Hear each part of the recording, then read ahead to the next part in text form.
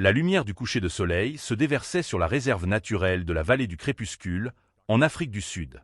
Le docteur Guillaume Guy André, âgé de 83 ans, était assis sur la véranda de son chalet en bois, écoutant le docteur Renaud confirmer ce qu'il savait déjà. Son insuffisance cardiaque avait atteint son stade final. Avec un sourire doux, Guy refusa la suggestion de retourner à l'hôpital de la ville pour un traitement. Il avait consacré 50 ans de sa vie à protéger la faune ici. À l'approche de ses derniers instants, il ne quitterait pas cet endroit. Il voulait mourir là où il avait vécu, parmi les cris des léopards et l'odeur des prairies sauvages. Lorsque la Jeep du docteur Renaud s'éloigna, Guy s'installa dans son fauteuil en bois, ses yeux suivant un faucon planant dans le ciel rougeoyant. Sur le mur du chalet était accrochée une photo jaunie. Lui, bien plus jeune, tenant dans ses bras un bébé léopard blessé. La cicatrice en forme d'étoile sur le front du petit léopard était une marque distinctive de Léo, le premier léopard qu'il avait sauvé. Guy ignorait qu'à l'orée de la forêt, non loin de là, une paire d'yeux jaunes l'observait intensément. Léo était revenu, comme s'il pressentait qu'un événement allait survenir pour l'homme qui lui avait autrefois sauvé la vie. Chaque matin, Marcel et Jamil rendaient visite au chalet pour apprendre de leur mentor âgé. Marcel, 32 ans, grand et aux yeux perçants, avait été un étudiant brillant à l'université du Cap avant de choisir la voie de la conservation de la faune. Jamil, 4 ans plus jeune, mince mais résilient, avait grandi dans un village près de la réserve et pouvait lire les traces d'animaux comme un livre ouvert. Ils avaient travaillé sous la direction de Guy pendant les 5 dernières années, non seulement comme assistants, mais comme les fils qu'ils n'avaient jamais eus. Sachant que le temps de leur mentor était compté, chaque moment avec lui devenait plus précieux que jamais. La santé de Guy se détériora rapidement au cours de la semaine suivante. Chaque matin, il se réveillait plus lourd, le souffle court, et les douleurs thoraciques s'intensifiaient malgré les analgésiques. L'infirmière Sophie venait 2 fois par jour pour vérifier ses signes vitaux et ajuster les doses de médicaments si nécessaire. Le docteur Renaud rendait également visite et annonça qu'il ne lui restait que quelques jours. Cette nouvelle ne surprit pas Guy. Il le ressentait à chaque battement faible de son cœur. Son carnet restait inachevé, avec des pages blanches attendant les secrets et observations subtiles que seul Guy possédait. Ses doigts âgés tremblaient trop pour écrire, et sa vue déclinante l'empêchait de lire ce qu'il avait noté. Marcel et Jamil se relayaient pour transcrire ses dictées, mais le progrès était trop lent.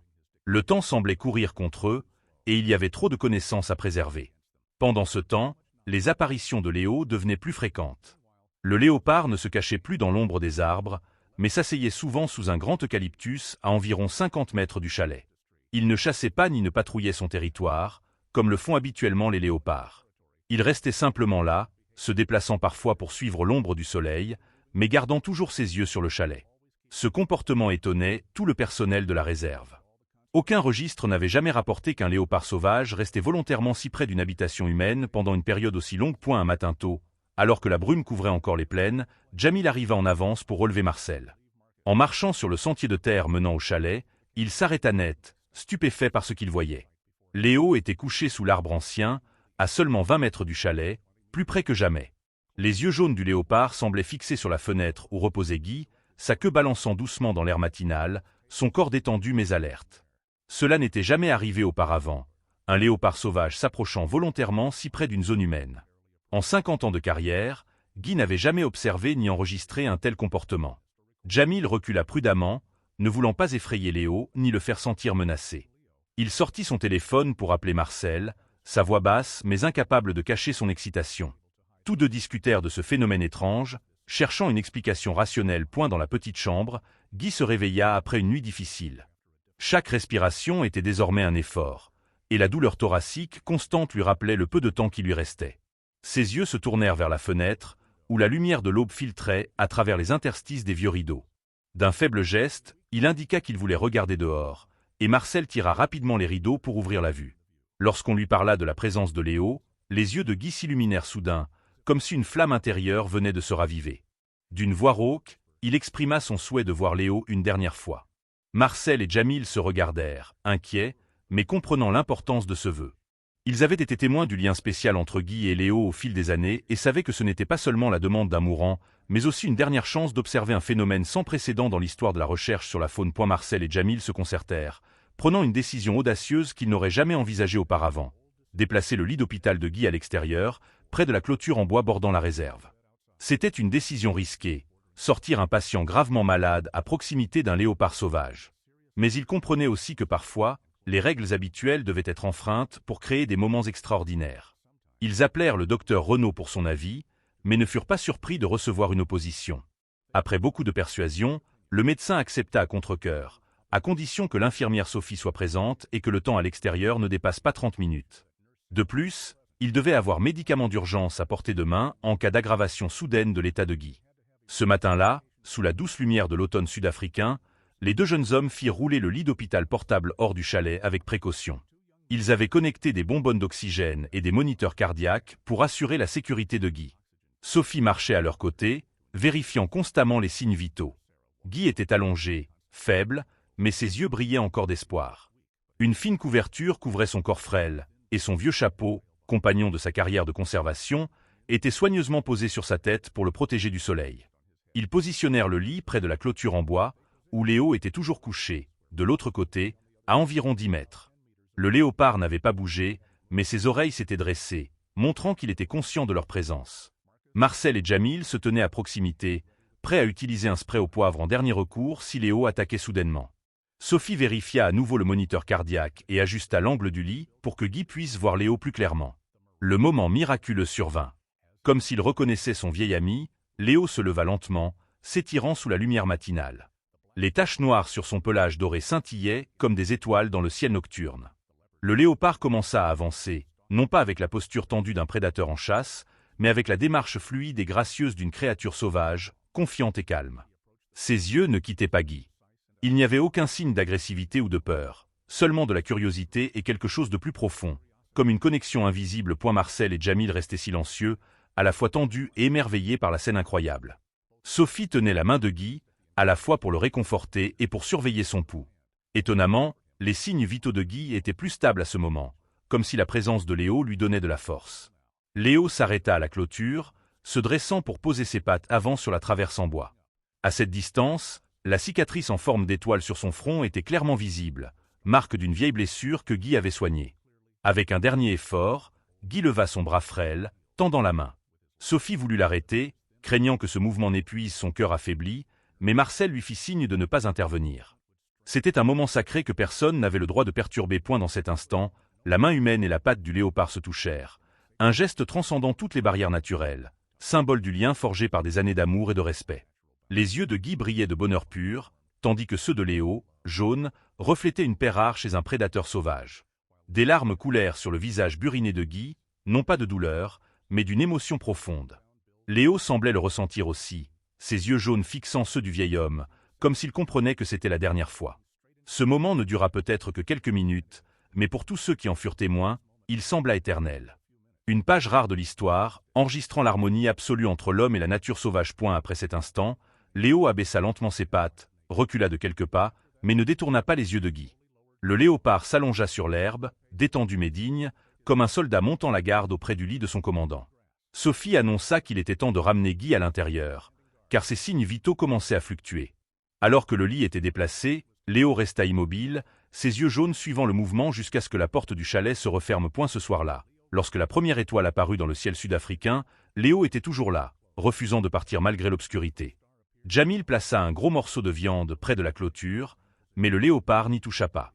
Il resta simplement couché, ses yeux regardant parfois vers la fenêtre où la lumière d'une lampe filtrait, là où Guy luttait à travers ses dernières heures. Un miracle se produisit au cours des 3 jours suivants. La rencontre avec Léo sembla donner à Guy une force magique.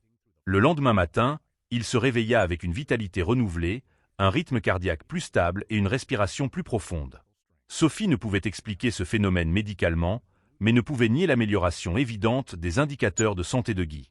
Pendant ces 3 précieux jours, Guy était beaucoup plus alerte, capable même de s'asseoir avec le soutien de Marcel et Jamil. Il consacra tout son temps conscient à compléter son carnet. Marcel et Jamil se relayaient pour transcrire ses paroles, ne manquant aucun détail. Parfois, Guy demandait à être conduit à la fenêtre pour voir Léo, toujours patient dehors. Le regard du léopard semblait lui donner de l'énergie, lui rappelant sa mission inachevée. Les pages se remplissaient progressivement de connaissances précieuses. Comment déterminer l'âge d'un léopard à partir des empreintes, les méthodes de réhabilitation pour les individus blessés, des cartes détaillées des territoires et des schémas de déplacement de chaque groupe de léopards dans la réserve. Guy partagea également des secrets absents des manuels, comme reconnaître un léopard stressé par de légers changements dans la position des oreilles ou imiter les appels des bébés léopards pour calmer une femelle blessée. Plus que des connaissances techniques, Guy transmit des histoires, des expériences et la philosophie de toute une vie. Il raconta la première fois qu'il avait assisté à la naissance d'un léopard dans la nature, un privilège rare que peu de chercheurs obtiennent. Il décrivit l'émotion ressentie lorsque Léo lui avait fait assez confiance pour le laisser toucher sa blessure, une confiance qu'une créature sauvage n'accorde qu'à ceux qui la respectent et la comprennent véritablement. L'après-midi du 3e jour, lorsque la dernière page fut terminée, Guy eut une longue conversation avec ses 2 élèves. Le soleil se couchait derrière les collines lointaines, créant une peinture éclatante à l'extérieur de la fenêtre. Léo était toujours là, patient comme une statue vivante, ses yeux ne quittant jamais le chalet. Dans la lumière dorée du crépuscule, Guy partagea sa philosophie de vie avec Marcel et Djamil. Il ne parla pas de tristesse ni de son départ imminent, mais expliqua que la conservation ne consiste pas à contrôler la nature, mais à la comprendre et à la respecter. Chaque créature, petite ou grande, a son rôle dans l'écosystème. La tâche de l'humanité est d'apprendre à vivre en harmonie, non à dominer. Et elle parla de la personnalité unique de chaque léopard qu'il avait rencontré, certains courageux, d'autres prudents, certains curieux, d'autres distants. C'est pourquoi il ne peut y avoir d'approche universelle pour la conservation. Chaque créature mérite d'être traitée avec un respect et une dignité individuelle. À la tombée de la nuit, Guy se sentit fatigué, mais comblé. Le carnet était complet. Les connaissances avaient été transmises, et Léo attendait toujours patiemment dehors, comme une preuve vivante du plus grand succès de sa carrière.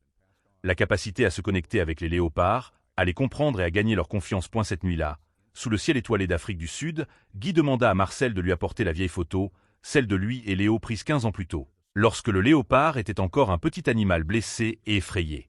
Guy serra la photo dans sa main frêle, regardant par la fenêtre où la lumière de la lune éclairait la silhouette de Léo, toujours en attente. Avec un sourire satisfait, il ferma doucement les yeux, pour ne plus jamais les rouvrir. Il s'éteignit en paix, souriant de satisfaction, sachant que son héritage perdurerait. À l'aube, lorsque la première lumière toucha la réserve, Marcel et Djamil sortirent du chalet, les larmes encore dans les yeux. Léo était toujours couché à la même place, ses yeux jaunes les regardant avec une expression interrogative. Djamil s'approcha lentement de la clôture, secouant doucement la tête. Comme s'il comprenait le message, Léo se leva, regarda une dernière fois vers le chalet, puis se tourna lentement et s'enfonça dans la forêt profonde, disparaissant dans la lumière matinale. Marcel et Djamil organisèrent une cérémonie commémorative simple dans la réserve, sous l'ancien baobab où Guy aimait s'asseoir pour regarder les couchers de soleil. Tout le personnel de la réserve était présent, ainsi que quelques habitants locaux que Guy avait aidés au fil des ans. Il n'y eut pas de long discours, pas de condoléances feintes, seulement ceux qui avaient connu et aimé Guy, se tenant en silence pour se souvenir de l'homme qui avait consacré sa vie à la nature. Pendant la cérémonie, une silhouette familière apparut au sommet d'une colline. Léo se tenait là, majestueux dans la lumière du crépuscule, comme venu dire adieu à son vieil ami. Personne n'osa respirer bruyamment. Personne n'osa bouger. Ils assistèrent simplement à ce moment sacré où le léopard leva les yeux vers le ciel, puis disparut dans la forêt profonde, laissant derrière lui une légende que les gens du coin raconteraient pendant des années. L'histoire de l'homme qui parlait au léopard avec ses yeux avant son départ, Guy avait donné à Marcel et Djamil 2 lettres de recommandation pour de grandes organisations de conservation européennes. Des opportunités pour développer leur carrière avec des salaires bien plus élevés et de meilleures conditions de travail. Ils voulaient s'assurer que leur avenir serait stable, loin des difficultés financières et des conditions de vie rudes qu'il avait connues. Mais après la nuit commémorative, assis autour d'un feu de camp devant le vieux chalet de Guy, ils brûlèrent ces lettres. La décision fut prise sans discussion. Ils resteraient à la vallée du crépuscule, poursuivant l'héritage de leur mentor, non par une émotion passagère, mais parce qu'ils avaient profondément compris la valeur du travail commencé par Guy. Ils avaient été témoins de première main de la connexion miraculeuse entre l'homme et la nature sauvage et ne pouvaient pas tourner le dos à cela pour un emploi plus confortable en Europe lointaine. Le carnet de Guy devint la boussole du travail de conservation des léopards. Marcel et Djamil appliquèrent ces méthodes, tout en les combinant avec la technologie moderne pour agrandir la réserve. Ils installèrent des caméras de surveillance, utilisèrent le GPS pour suivre les groupes de léopards et créèrent une base de données numérique basée sur les registres de Guy. Mais surtout, ils maintinrent sa philosophie, plaçant toujours le bien-être des animaux en priorité et respectant les limites naturelles entre les humains et le monde sauvage. Ils établirent un centre de formation nommé d'après Guillaume André, où de jeunes conservationnistes de toute l'Afrique venaient apprendre. Là, le carnet de Guy était exposé dans une vitrine, et la photo de lui touchant la patte de Léo à travers la clôture était accrochée à la place d'honneur, symbole de la relation spéciale que cette réserve cherchait à atteindre. 1 an après le décès de Guy, par un matin brumeux, Marcel patrouillait près de la tombe de Guy, une simple sépulture sous le baobab, comme il l'avait souhaité. La brume matinale couvrait encore les plaines, créant un espace brumeux, presque mythique. Dans cet espace, Marcel découvrit quelque chose de miraculeux. Léo guidait ses petits, 3 bébés léopards, à travers cette zone. Le léopard mâle s'arrêta, comme pour présenter ses petits à son vieil ami. Ce qui était stupéfiant, c'est que l'un des petits avait des taches en forme d'étoile sur le front, exactement comme Léo. La génétique pourrait expliquer cela comme une simple coïncidence, mais pour Marcel, c'était un signe, un fil reliant le passé, le présent et l'avenir. Marcel resta silencieux, assistant à la scène émouvante alors que Léo et ses petits s'allongeaient près de la tombe de Guy pendant quelques minutes avant de disparaître dans la forêt. Il comprit que ce n'était pas une coïncidence. C'était un symbole de la continuité de la nature, de l'héritage de Guillaume André. L'homme qui avait prouvé qu'entre les humains et la nature sauvage pouvait exister une connexion profonde, transcendant toutes les frontières, si elle était bâtie sur le respect et l'amour. À partir de ce moment, chaque année, le jour de la commémoration de Guy, Léo et ses petits apparaissaient près de sa tombe, comme un rituel sacré que personne ne pouvait expliquer scientifiquement. L'histoire du vieil homme et du léopard devint une légende dans la région, transmise de génération en génération. De nombreux scientifiques vinrent du monde entier pour étudier ce phénomène, mais personne ne put expliquer pourquoi un léopard sauvage se souvenait et montrait une telle loyauté. En racontant cette histoire aux nouveaux jeunes conservationnistes, Marcel concluait souvent par ces mots. Nous ne pouvons pas tous les sauver, mais chaque vie sauvée a un sens. Et parfois, une connexion créée durera pour toujours, bien au-delà de nos propres vies. Puis il désignait la photo accrochée au mur, le moment où la main de Guy touchait la patte de Léo à travers la clôture en bois, preuve vivante de la philosophie de toute une vie de leur mentor. La vallée du crépuscule devint progressivement l'une des zones de conservation des léopards les plus réussies d'Afrique. Sous la direction de Marcel et Jamil, la population de léopards y augmenta régulièrement, contrairement à la tendance à la baisse dans de nombreuses autres régions. Ils appliquèrent non seulement des méthodes scientifiques modernes, mais maintinrent également l'approche humaniste enseignée par Guy, traitant chaque léopard comme un individu avec sa valeur et sa dignité.